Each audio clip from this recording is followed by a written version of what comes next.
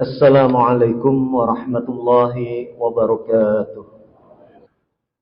Alhamdulillah hamdan katsiran tayyiban mubarakan fihi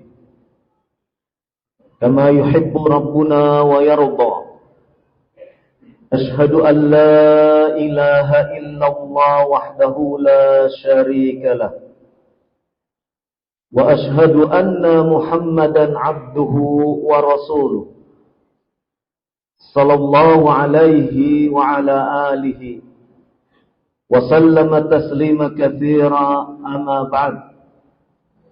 Fa ya ibadallah, usikum wa iyaya bittaqwallah faqad fazal muttaqun.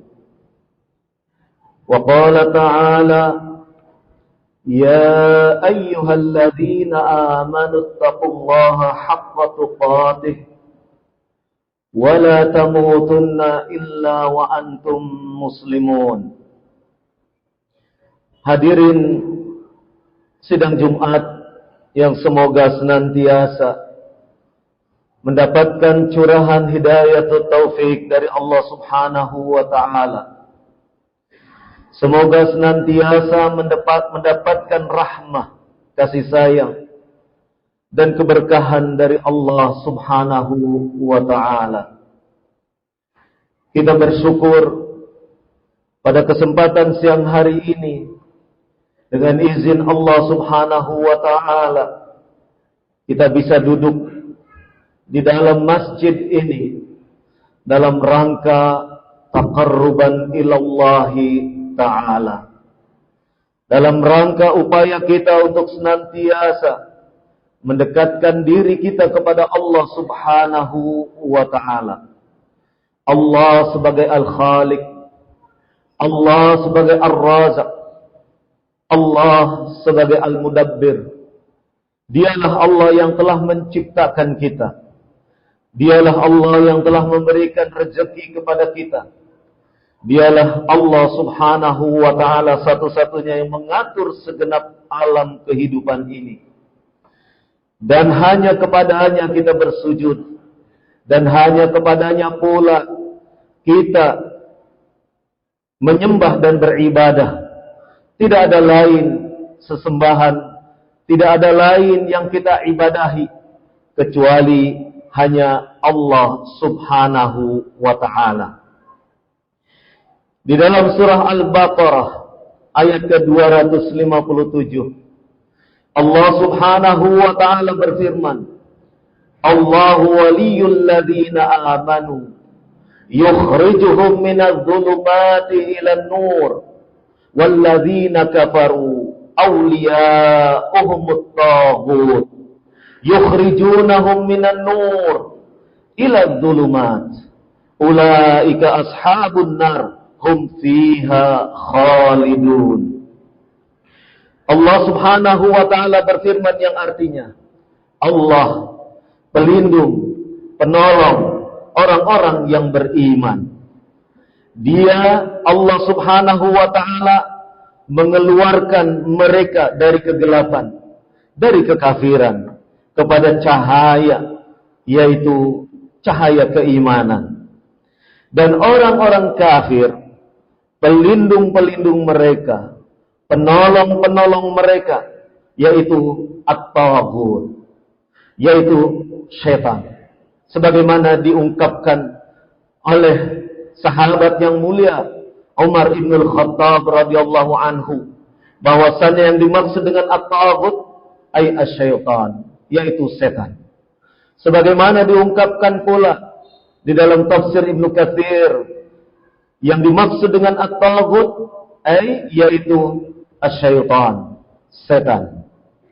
Maka orang-orang kafir, pelindung-pelindung mereka, penolong-penolong mereka adalah setan yang mengeluarkan dari cahaya, yang menjadikan mereka masuk ke dalam kegelapan, yaitu kekafiran. Ulaika ashabun nar, mereka itu adalah orang-orang yang menghuni neraka. Hum fiha khalidun, mereka kekal di dalamnya. Dari ayat ini kita mendapatkan satu bentuk penjelasan bahwasannya orang-orang yang beriman, mereka akan mendapatkan atau menjadi penolong mereka adalah Allah Subhanahu wa taala. Pelindung mereka adalah Allah Subhanahu wa taala. Waliullah, yaitu orang-orang yang senantiasa mendapatkan perlindungan, senantiasa mendapatkan pertolongan dari Allah Subhanahu wa taala. Mengapa mereka senantiasa mendapatkan pertolongan dari Allah Subhanahu wa taala? Karena waliullah adalah orang-orang yang senantiasa menetapi hukum-hukum Allah. Waliullah adalah orang-orang yang senantiasa berpegang teguh kepada apa yang telah dititahkan, diperintahkan oleh Allah Subhanahu wa taala. Waliullah adalah mereka yang senantiasa menjunjung tinggi untuk senantiasa ittiba'us sunnah, mengikuti apa yang dituntunkan oleh Nabi Muhammad sallallahu alaihi wa ala alihi wasallam. Di dalam ayat disebutkan, ya ayyuhalladzina amanu in tansurullaha yansurkum wa yutsabbit aqdamakum. Wahai orang-orang yang beriman, jika kalian menolong Allah, yang dimaksud dengan menolong Allah yaitu menolong agama Allah Subhanahu wa taala. Bagaimana bentuk menolong agama Allah Subhanahu wa taala? Yaitu dengan cara menetapi hukum-hukum Allah Subhanahu wa taala, menjalankan, melaksanakan apa yang dititahkan oleh Allah Subhanahu wa taala dan selalu berusaha untuk meninggalkan apa yang dilarang oleh Allah Subhanahu wa taala. In tansurullah, jika kalian menolong Allah, yakni dengan mengamalkan apa yang diperintahkan oleh Allah Subhanahu wa taala dan meninggalkan apa yang dilarang oleh Allah Subhanahu wa taala, yansurkum, niscaya Allah akan menolong kalian.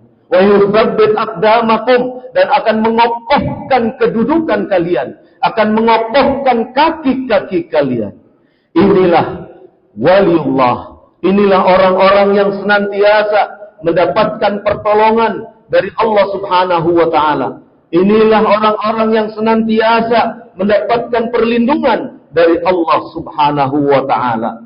Di dalam hadis Nabi sallallahu alaihi wa ala alihi wasallam, hadis yang sahih, disebutkan oleh Rasulullah sallallahu alaihi wa ala alihi wasallam ketika beliau memberikan tausiah, memberikan nasihat kepada Abdullah ibnu Abbas radhiyallahu anhuma.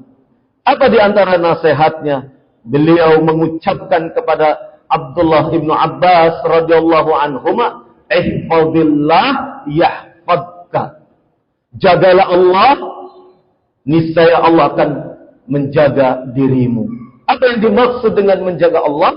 Allah tidak memerlukan penjagaan kita. Allah tidak memerlukan penjagaan dari manusia, dari makhluknya. Karena apa? Karena makhluknya adalah makhluk yang diciptakan oleh Allah Subhanahu wa taala, dan mereka adalah makhluk yang memiliki keterbatasan, makhluk yang memiliki kelemahan. Sehingga Allah tidak memerlukan bantuan kita. Allah tidak memerlukan bantuan dari manusia, karena manusia itu sendiri adalah makhluk yang lemah. Sebagaimana Allah sebutkan di dalam ayat, wa khaliqul insan dha'ifa, ya. Bahwasannya penciptaan manusia itu adalah dalam keadaan lemah. Maka Allah Subhanahu wa taala adalah Allah Subhanahu wa taala adalah zat yang senantiasa memberikan perlindungan, memberikan penjagaan kepada segenap manusia. Maka kata Nabi sallallahu alaihi wasallam, ihfazillah yahfazka, jagalah Allah. Maksudnya jagalah agama Allah. Tunaikan apa yang diperintahkan oleh Allah kepada kita. Tunaikan apa yang telah dicontohkan oleh Rasulullah sallallahu alaihi wasallam kepada kita. Maka ketika kita menjaga hukum-hukum Allah, ketika kita menjaga sunnah-sunnah Rasulullah sallallahu alaihi wa ala alihi wasallam di dalam kehidupan kita sehari-hari, yahfazka, Allah akan menjaga diri kita. Allah akan melindungi diri kita. Maka kembali ke jalan Allah adalah cara yang terbaik untuk menjadi waliullah. Dan sebaliknya, orang-orang kafir adalah orang-orang yang pelindung-pelindung mereka adalah syaitan. Syaitan adalah makhluk yang telah dikutuk oleh Allah Subhanahu wa ta'ala. Syaitan dengan sikap sombong, sikap angkuh, sikap arogan, yang tidak mau bersujud, tidak mau menunaikan apa yang diperintahkan oleh Allah Subhanahu wa ta'ala untuk bersujud kepada Nabi Adam. Syaitan membantahnya. Kenapa membantah? Karena syaitan merasa diri lebih baik. Saya diciptakan dari api, sedangkan Adam diciptakan dari tanah. Seakan-akan ia lebih baik, seakan-akan ia lebih unggul. Padahal dengan sikap arogannya, dengan sikap sombongnya, syaitan dilaknat oleh Allah Subhanahu wa ta'ala. Barang siapa yang berlindung, barang siapa yang memohon pertolongan kepada syaitan, maka sesungguhnya dia meminta bantuan, meminta pertolongan kepada makhluk yang paling lemah. Karena sesungguhnya tipu daya syaitan adalah al-ankabut, seperti rumah atau sarang laba-laba.